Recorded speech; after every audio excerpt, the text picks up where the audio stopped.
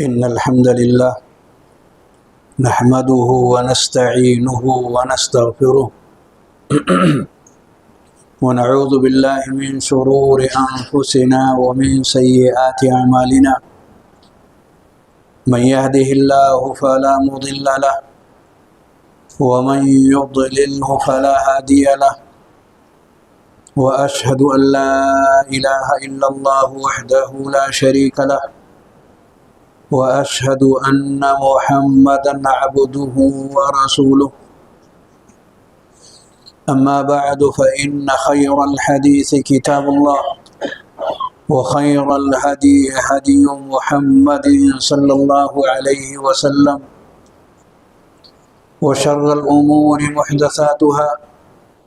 وكل محدثة بدعة وكل بدعة ضلالة وكل ضلالة في النار. أعوذ بالله السميع العليم من الشيطان الرجيم. بسم الله الرحمن الرحيم. يا أيها الذين آمنوا اتقوا الله حق تقاته ولا تموتن إلا وأنتم مسلمون. يا أيها الناس اتقوا ربكم الذي خلقكم من نفس واحدة وخلق منها زوجها وبث منهما رجالا كثيرا ونساء واتقوا الله الذي تساءلون به والأرحام إن الله كان عليكم رقيبا. يا أيها الذين آمنوا اتقوا الله وقولوا قولا سديدا يصلح لكم أعمالكم ويغفر لكم ذنوبكم ومن يطع الله ورسوله فقد فاز فوزا عظيما. بسم الله الرحمن الرحيم. قاف والقرآن المجيد بل عجبوا أن جاءهم منذر منهم فقال الكافرون هذا شيء عجيب أإذا متنا وكنا ترابا ذلك رجع بعيد قد علمنا ما تنقص الأرض منهم وعندنا كتاب حفيظ بل كذبوا بالحق لما جاءهم فهم في أمر مريج أفلم ينظروا إلى السماء فوقهم كيف بنيناها وزيناها وما لها من فروج والأرض مددناها وألقينا فيها رواسي وأنبتنا فيها من كل زوج بهيج تبصرة وذكرى لكل عبد منيب ونزلنا من السماء ماء مباركا فأنبتنا به جنات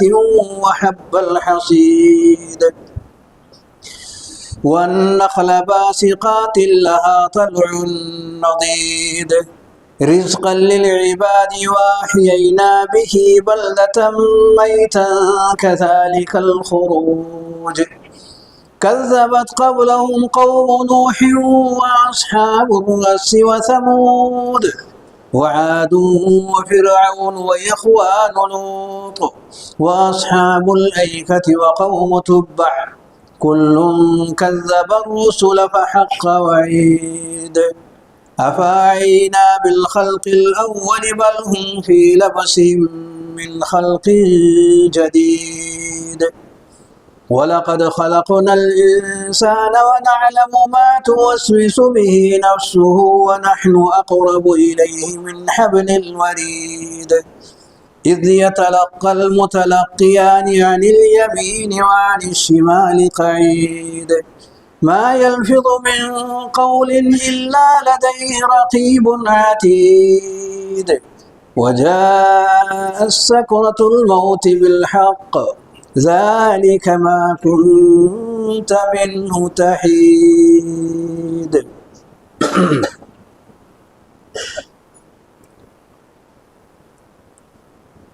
معزز سامعین، حاضرین جمعہ، دینی اور ملی بھائیوں، نوجوان ساتھیوں، پردہ نشین خواتین، اسلامی ماؤں اور بہنوں، اللہ رب العالمین کے لیے تمام طرح کی تعریف، بڑائی اور کبریائی ہے۔ اسی نے ہم سب کو دنیا میں بھیجا اور اپنی عبادت کے لیے ہمیں منتخب فرمایا۔ درود و سلام ہو پیارے نبی صلی اللہ علیہ وآلہ وسلم پر، جنہیں رب کریم نے ساری انسانیت کی رہنمائی کے لیے معلم اور رسول بنا کر کے بھیجا۔ محترم حضرات، جہاں ایک طرف ہم مسلمانوں کے اوپر ضروری ہے کہ ہم اپنے بنیادی مسائل، عقائد اور اصول سے متعلق معلومات کو صاف ستھری رکھنے کی کوشش کریں، وہیں ہمارے اوپر یہ بھی ضروری ہے کہ ہم اپنے معاملات اور اپنے ان مسائل کو جن کا تعلق ہماری زندگی سے ہے، کاروبار سے ہے، اسے بھی صاف ستھری رکھنے کی بھرپور کوششیں کریں، کیونکہ جہاں ہمیں رب کریم کی عبادت اور بندگی کے کرنے سے اللہ رب العالمین ہمیں اجر عظیم سے نوازتا ہے اور اپنی رضا اور خوشنودی کا انہیں ذریعہ اور سبب بتاتا ہے، وہیں اگر ہم نے اپنی عملی زندگی کو، معاملاتی زندگی کو، اخلاقی زندگی کو باکردار بنانے کی ہم نے کوشش کیا، صاف ستھرے معاملات کو لے کر کے چلنے کی ہم نے کوشش کی، تو انہیں اللہ رب العالمین قبول کرتا ہے اور ان پر بھی ہمیں اجر سے نوازتا ہے۔ حضرت معاذ بن جبل رضی اللہ تعالیٰ عنہ فرماتے ہیں، انی لأحتسب نومتی کما احتسب قومتی، میں اللہ رب العالمین سے ثواب کی امید رکھتا ہوں رات میں بستر پر سو جانے سے، بستر پر لیٹ جانے پر اللہ رب العالمین سے میں ثواب کی امید رکھتا ہوں، جیسے کہ رات میں اٹھ کر بیدار ہو کر رب کریم کی عبادت اور بندگی پر اس سے اجر اور ثواب چاہتا ہوں، کیونکہ سو جانے سے انسان کا جسم اس قابل ہو جاتا ہے کہ اسے کھڑا کیا جا سکے، اس سے کام لیا جا سکے، رب کی اطاعت اور فرما برداری سے متعلق جو بھی چیزیں ہیں اس بدن کے ذریعے سے انجام پایا جا سکے، چونکہ اس کے لیے رات میں سو کر کے جسم کو آرام پہنچا دینا ذریعہ اور سبب ہے۔ اس پر بھی اللہ رب العالمین ہمیں اجر عظیم سے نوازتا ہے۔ بھائیو، معاملاتی زندگی کے اندر پاکیزگی کا کتنا بڑا رول اور کردار ہے، آپ اس آیت کریمہ سے اسے سمجھ سکتے ہیں۔ رب کریم نے ارشاد فرمایا وَأَحَلَّ اللَّهُ الْبَيْعَ وَحَرَّمَ الرِّبَا، اللہ رب العالمین نے بیع کو حلال اور ربا یعنی سود کو حرام قرار دے دیا ہے۔ اور آگے چل کر کے اسی سود کے حوالے سے فرمایا کہ اگر کوئی شخص اس سے باز نہیں آتا تو وہ اپنے آپ کو اللہ اور اس کے رسول کے مد مقابل کھڑا کر کے دشمنی مول لے رہا ہے۔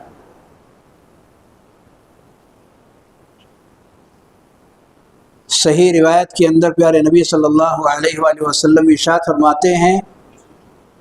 ان اللہ طیب لا يقبل الا طیبا، اللہ رب العالمین پاک ہے، پاکی کو پسند کرتا ہے، طیب ہے وہ، اور طیب چیزوں ہی کو قبول کرتا ہے۔ وہ اقوال ہوں، باتیں ہوں، وہ اعمال ہوں، کیریکٹر اور کردار ہو، وہ ہمارے دنیا کے کام و کاج ہوں، کاروبار سے متعلق اور اس کے علاوہ بھی، اگر اس کے اندر پاکیزگی ہے تو رب کریم انہیں قبول کرتا ہے۔ لا يقبل الا طیبا، صرف ایسی ہی چیزوں کو رب کے یہاں قبولیت کا درجہ حاصل ہوتی، لیکن جس میں حرام کی آمیزش ہو جائے، جو خبیث ہو، طیب نہ ہو، ایسی چیزیں رب کریم کے یہاں کسی کام کی نہیں ہوتی، وہ ضائع اور برباد ہو جاتی ہیں۔ ہمارے کئی سارے اعمال کچھ ایسے ہوتے ہیں، کئی سارے کام ایسے ہوتے ہیں جو طیب نہیں، خبیث ہیں۔ ہماری عام زندگی کے اندر کاروبار کے علاوہ بہت سارے اقوال و اعمال ہم انجام دیتے ہیں پاکیزگی سے ہٹ کر، یاد رکھیے رب کریم کے ہاں ان کا کوئی وزن نہیں ہوتا، وہ قبول نہیں ہو سکتے۔ وہ گھر سے متعلق ہوں، مارکیٹ سے تعلق رکھنے والے وہ اقوال اور اعمال ہوں، یا کسی بھی حالات سے گزرنے والے وہ ہمارے اقوال اور اعمال اگر ہیں، پاکیزگی سے اگر دور ہیں، رب کے ہاں بے وقعت ہیں۔ حیثیت اگر ہم چاہتے ہیں، قبولیت اگر ہم چاہتے ہیں، کامیابی اگر ہم چاہتے ہیں، تو کامیابی پاکیزگی کے ساتھ جڑی ہوئی ہے۔ دل پاکیزہ ہے تو کامیاب ہے، زبان پاکیزہ ہے تو کامیاب ہے، ہمارے ہاتھ اور پیر سلامت ہیں، پاکیزگی کے اعمال ان سے صادر ہو رہے ہیں تو ہم کامیاب ہیں۔ لیکن اگر یہی سارے راستے غلطیوں کی طرف لے جا رہے ہیں، حرمت کی طرف لے جانے کا ذریعہ اور سبب بن رہے ہیں، تو یاد رکھیں یہ ہمارے منہ پر واپس مار دی جاتی ہیں اور بے وقعت ہو جاتی ہیں۔ آج کے اس خطبہ جمعہ میں جس اہم ٹاپک اور موضوع کو آپ کے درمیان رکھنے کا اعلان بھی کیا گیا اور بتایا بھی گیا، وہ انہی معاملات میں سے ایک معاملہ ہے، کاروبار میں سے ایک کاروبار ہے جو ہمارے درمیان کثرت کے ساتھ پھیل کر کے لوگوں کے بیچ میں عام ہو چکا ہے، اور ہماری ایک بڑی اکثریت اس کو قبول کرتی ہے اور قبول کرنے کے ساتھ ساتھ اس کو پسند کرتی ہے، کیونکہ اس کے اندر کئی سارے دنیاوی مفادات، کئی سارے اس میں نفع بخش پہلو پائے جاتے ہیں، اس لیے وہ ہمارے درمیان رائج ہو چکے ہیں۔ وہ موضوع ہے انشورنس کا، انشورنس کا موضوع۔ انشورنس کیا چیز ہے اور اسلام میں اس کی حیثیت کیا ہے، اور ہمارے درمیان یہ کن کن شکلوں میں رائج ہے، یہ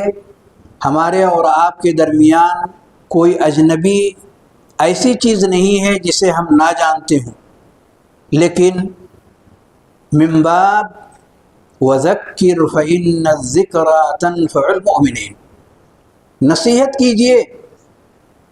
اللہ رب العالمین سے لوگوں کو ڈرائیے اور بتائیے جن کے دلوں کے اندر رب کریم کا خوف ہے، خشیت الہی جن دلوں کے اندر گھر کر چکی ہے، وہ اس سے فائدہ اٹھاتے ہیں اور بڑھتے ہوئے قدم وہاں ٹھہر سکتے ہیں، رک سکتے ہیں، اور ان تمام اعمال اور اقوال سے اپنے آپ کو دور کر سکتے ہیں جنہیں شریعت اسلامیہ حرام قرار دیتی ہے۔ انشورنس کسے کہتے ہیں؟ کیا چیز ہے انشورنس؟ انشورنس ایک طرح کا معاملہ ہے، ایک معاہدہ ہے جو کسی بھی شخص اور ایک کمپنی کے بیچ میں طے پاتا ہے، دونوں کے درمیان۔ کوئی بھی شخص اور سامنے سے کمپنی اس بات پر عہد و پیمان کرتے ہیں کہ انشورنس کرانے والا ایک شخص ماہانہ یا سالانہ ایک متعین مقدار میں پیسے جمع کرتا رہے، اور نقصان کی صورت میں، حادثے کی صورت میں اگر اسے کوئی تکلیف آتی ہے تو سامنے سے کمپنی اس کی بھرپائی کرنے کے لیے آگے بڑھے، اور اگر ایسا کوئی حادثہ، ایسا کوئی واضح نقصان نہیں آتا تو سامنے سے جس شخص نے یہ معاہدہ کمپنی کے ساتھ کیا ہوا ہے، جو کچھ بھی یہ پیش کرے گا،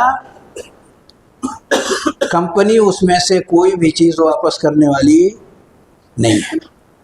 وہ کمپنی کا ہوگا۔ اس طرح کے کئی سارے معاملات لوگوں کے بیچ میں جاری ہیں۔ لائف انشورنس، میڈیکل انشورنس، اور ایسے ہی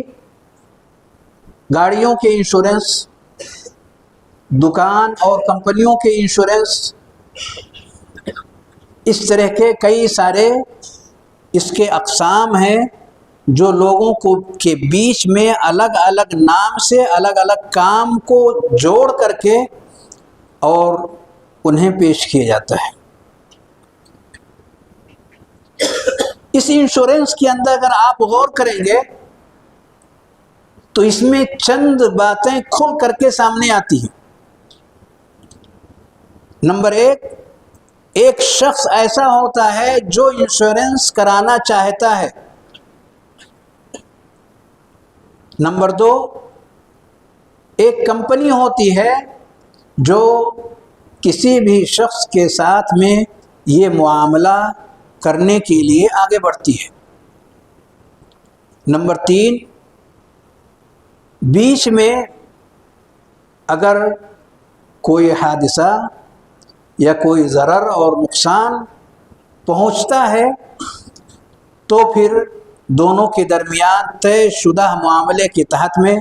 معاملے کو آگے بڑھایا جاتا ہے۔ اسی طریقے سے اس کے اندر ایجاب و قبول پایا جاتا ہے، پیشکش ہے کمپنی کی طرف سے اور سامنے سے کوئی بھی شخص آگے بڑھتا ہے اور اسے قبول کرتا ہے۔ یہ چند بنیادی چیزیں ہیں جو کسی بھی انشورنس کے اندر پائی جاتی ہیں، پھر جا کر کے وہ قابل اعتماد معاملہ دونوں کے درمیان ہوتا ہے اور اس کے اوپر دونوں کا عمل ہوتا ہے۔ بھائیو، آپ اگر غور کریں تو اس طرح کے جو معاملات ہوتے ہیں انشورنس سے متعلق، جس کی مختصر سی وضاحت آپ کے سامنے کی گئی ہے، اہل علم کے بیچ میں، ہندوستان کے اندر موجود علماء کرام اور باہر کے معروف اہل علم کے بیچ میں یہ موضوع پیش کیا گیا اور اس پر غور و خوض کیا گیا، اور جس نتیجے پر معروف اہل علم محققین اہل علم جس نتیجے تک پہنچے، اس کا خلاصہ یہ ہے کہ اس طرح کے معاملات دو طرح کے ہوتے ہیں، ایک وہ جو جائز ہے، دوسرا وہ جو ناجائز ہے۔ جائز والی شکل بعد میں ذکر کرتا ہوں، ناجائز والی جو شکل ہے اس کی کچھ قسموں کا میں نے تذکرہ کیا ہے، خواہ وہ ہیلتھ یا میڈیکل انشورنس ہو،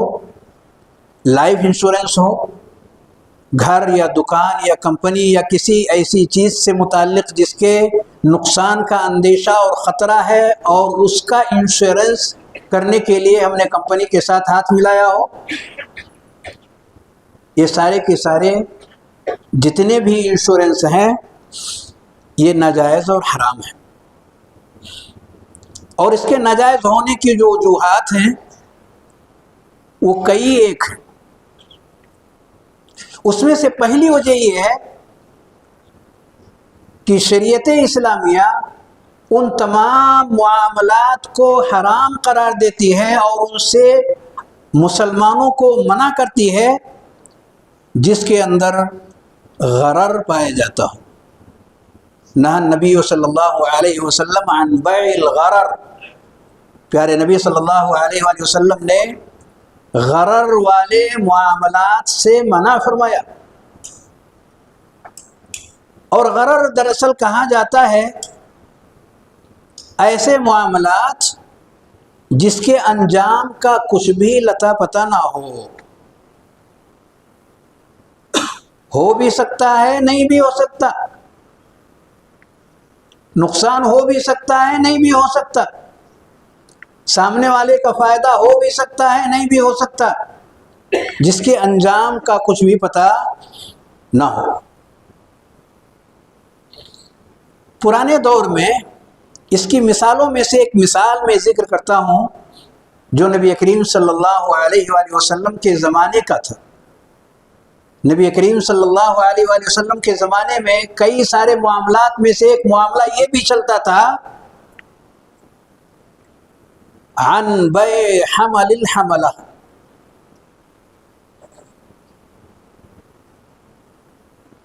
بلکہ یہ تو بہت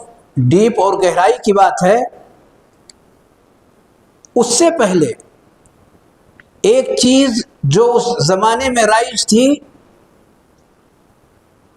بیع ما فی البطون، ما فی بطون الانعام، جو جانور تھے ان جانوروں کے پیٹ میں جو حمل ہے اس پر بیع قائم ہو جاتا تھا۔ اب یہ حمل جو اس کے پیٹ میں ہے یہ پیدا ہوگا، صحیح سالم پیدا ہوگا، کسی کو معلوم نہیں ہے، وہ مذکر ہوگا، نر ہوگا یا مادہ ہوگا، کسی کو معلوم نہیں ہے، صحت و سلامت اس کو رہے گی نہیں رہے گی کسی کو معلوم نہیں ہے، انجام کی خبر نہیں۔ یہ سلسلہ ان کے زمانے میں چلتا تھا، اور وجود میں آنے سے پہلے ہی اس پر بیع ہو جاتی تھی، اس چیز کے وجود میں آنے سے پہلے جانکاری نہیں ہے اور بیع قائم ہو گئی۔ منع کیا شریعت نے. اور پہلی جو میں نے مثال دیا اس میں تھا کہ یہ جانور جو حاملہ ہے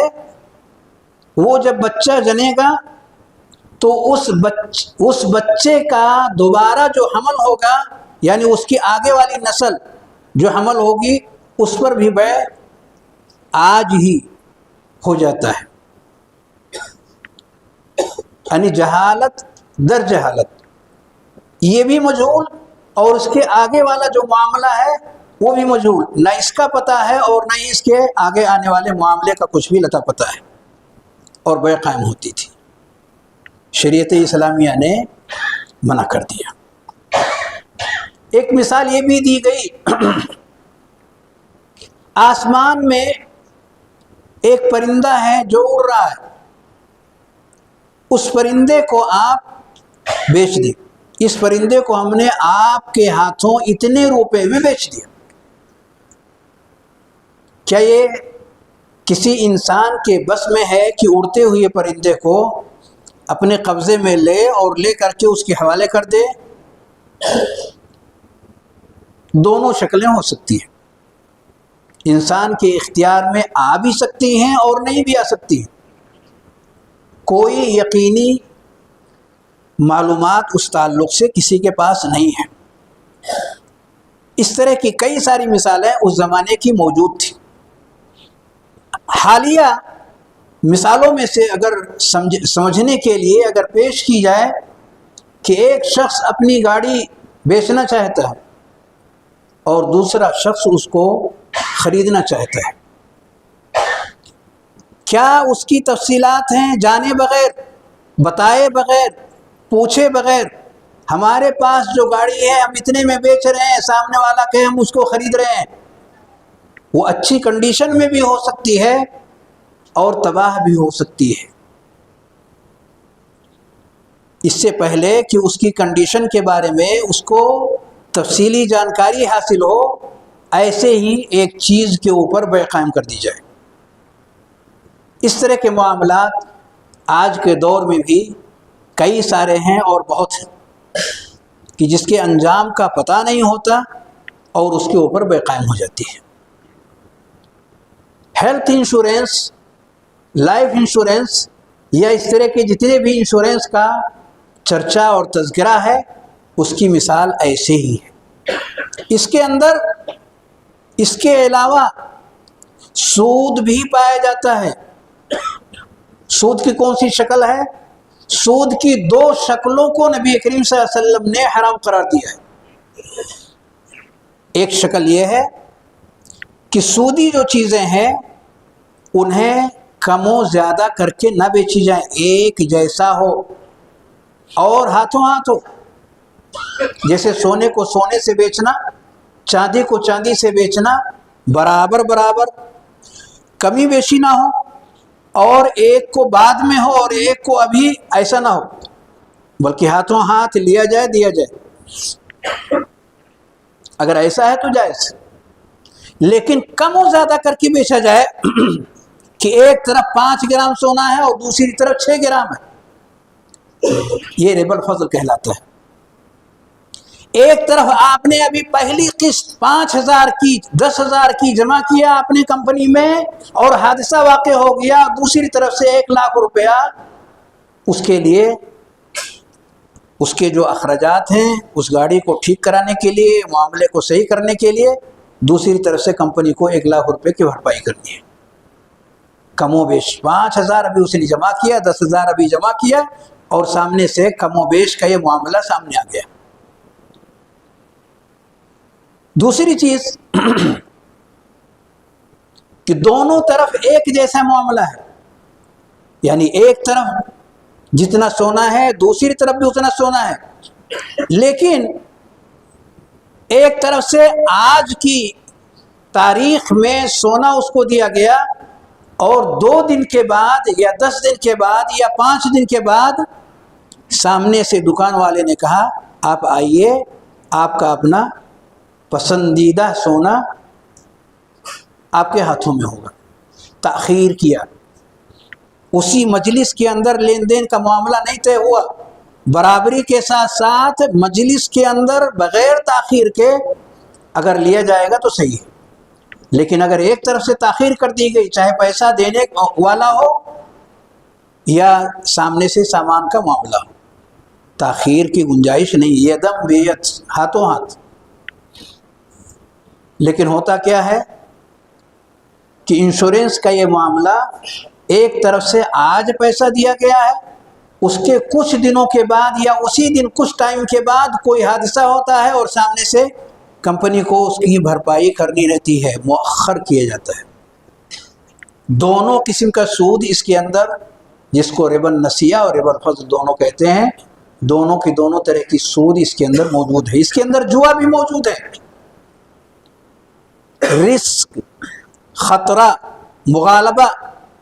جو کامیاب ہوگا نفع اس کے ہاتھ میں ہوگا، جو ناکام ہوگا وہ خسارے میں جائے گا۔ یہاں بھی سیم وہی معاملہ پایا جاتا ہے،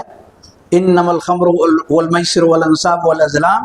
رجس من عمل الشیطان فاجتنبوہ۔ اللہ رب العالمین نے اسے منع کیا۔ بھائیو، حرام کی یہ شکلیں آج مارکیٹ کے اندر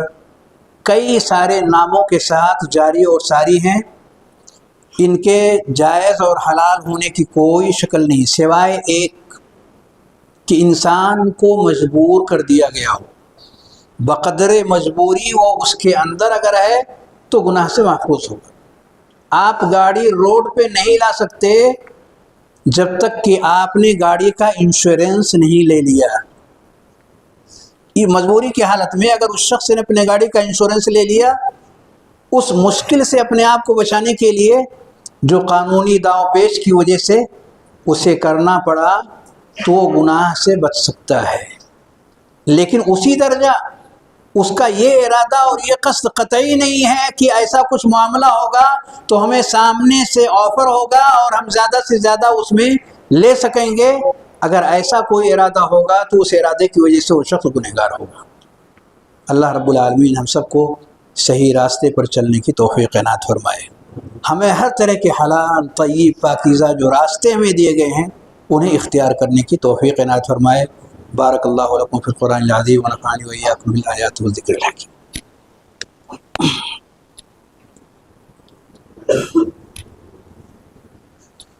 ان الحمد لله نحمده ونستعينه ونستغفره ونعوذ بالله من شرور انفسنا ومن سيئات اعمالنا، من يهده الله فلا مضل له ومن يضلله فلا هادي له، واشهد ان لا اله الا الله وحده لا شريك له، واشهد ان محمدا عبده ورسوله۔ دوسری قسم اس کی جو جائز کی ہے، جائز انشورنس، یہ وہ ہے جس کو پیارے نبی صلی اللہ علیہ وآلہ وسلم نے، جیسا کہ صحیح بخاری اور مسلم کی روایت ہے، حضرت ابو موسیٰ اشعری رضی اللہ تعالی عنہ فرماتے ہیں کہ نبی کریم صلی اللہ علیہ وسلم نے کہا، ان الاشعریین اذا ارملوا فی الغزو، کہ یہ اشعری لوگ ایک قبیلہ ہے یمن کے اندر، ایک خاندان ہے یمن کے اندر، کہ ان لوگوں کا معاملہ یہ ہے کہ جب ان کا کوئی شخص میدان معرکہ کے اندر جاتا ہے اور وہاں جا کر کے وہ محتاج ہو جاتا ہے، ضرورت مند ہو جاتا ہے، یا ایسے ہی ان کے کچھ افراد حالت اقامت میں جہاں وہ رہتے ہیں وہاں وہ خانگی کئی ساری چیزوں میں، کھان پان کی کچھ چیزیں، کچھ بنیادی چیزیں جو ان کو زندگی گزارنے کے لیے ضروری ہے وہ میسر نہیں رہ جاتی، تو یہ لوگ کیا کرتے ہیں، یہ لوگ اکٹھے ہوتے ہیں اور اپنی جیب سے ہر ایک سے جو کچھ میسر ہو سکتا ہے اکٹھا کرتے ہیں، اور اکٹھا کر لینے کے بعد آپس میں جتنے بھی لوگ ہیں برابر برابر ان کے درمیان وہ چیز تقسیم کر دی جاتی ہے، تاکہ وہ اپنی یہ صاف ستھری زندگی کو ایک دوسرے کے تعاون کے ساتھ مل کر کے مدد ایک دوسرے کی کرتے ہوئے زندگی کو آگے بڑھا سکیں۔ آخر میں نبی کریم صلی اللہ علیہ وسلم فرماتے ہیں کہ یہ مجھ سے ہیں اور میں ان سے ہوں۔ یہ وہ پسندیدہ راستہ ہے جو تعاون کی اور مدد کی وہ شکل ہے جس میں نفع کمانا اور کاروبار کی شکل دے کر کے اس سے استغلال کر کے صحیح اور غلط سارے راستوں کو اختیار کر لینا اس میں نہیں پایا جاتا۔ اس میں مصیبت کے آنے پر، مشکلات کے آنے پر وہ سب ایک دوسرے کے ساتھ کھڑے ہونے کا جذبہ رکھتے ہیں۔ یہ اسلامی تعلیم ہے جو پیارے نبی صلی اللہ علیہ وآلہ وسلم نے انہیں سکھائی، انہوں نے اختیار کیا۔ آج بھی اگر یہ سسٹم کچھ بستی والے لوگ،